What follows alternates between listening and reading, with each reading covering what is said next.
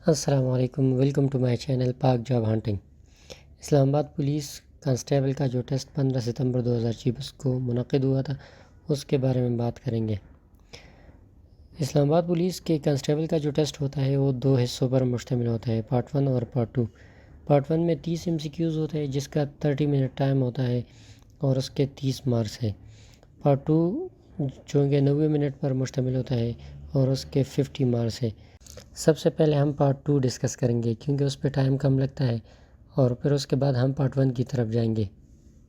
Part 2 का दौरानिया 90 minute है और ये इस टेस्ट का सब्जेक्टिव पार्ट होता है। पार्ट 2 चूँकि 3 क्वेश्चंस पर मुश्तमिल होता है और उसका जो पहला क्वेश्चन होता है जो इस पेपर में आया है वो एक मजमून है, इससे लिखना है 400 वर्ड्स का। तो राइट 400 वर्ड इसे in English language on the following topics.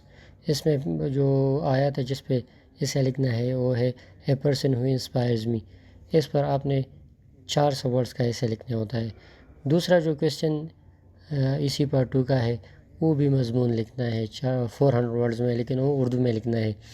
उस दूसरा जो क्वेश्चन था उसमें आप पुलिस अफसर क्यों बनना चाहते हैं, मकासद और अहदाफ, इस पे इसे लिखना था। 400 वर्ड्स का इस पे इसे लिखना था। पार्ट 2 का जो तीसरा क्वेश्चन है वो मज़ीद 5 क्वेश्चन पर मुश्तमिल होता है, जिसमें आपने जो है ना 5 सवालात के जवाबात मुख्तसर लिखने होते हैं अपने अल्फाज में। इसमें पहले क्वेश्चन था इंतहा पसंदी के ख़त्मे के लिए तालीम की क्या अहमियत है। दूसरा क्वेश्चन अवाम का पुलिस पर एतमाद बहाल करने के लिए क्या इक़दाम करने चाहिए। तीसरा क्वेश्चन है एक ज़िम्मेदार शहरी की क्या ज़िम्मेदारियाँ है। और चौथा है जमहूरी तर्ज हुकूमत की मस्बत और मनफी पहलू बयान करें। और ये इस तरह 5वां। तो ये 5 जो क्वेश्चन है, क्वेश्चन नंबर 3 में मज़ीद जो 5 क्वेश्चन है इनके आपने मुख्तसर जवाबात लिखने हैं अपने अल्फाज में। ये था इस्लामाबाद पुलिस कांस्टेबल टेस्ट का पार्ट 2। और अब बढ़ते हैं हम पार्ट 1 की तरफ, जो कि 30 MCQs पर मुश्तमिल है और एक एक को हम डिस्कस करेंगे और उसका सलूशन भी आपको साथ साथ बताते जाएंगे। पार्ट 1 के 30 MCQs है, उनके जितने भी MCQs है वो MCQs मैंने लिखे हैं और नीचे ऑप्शन भी दिए गए हैं।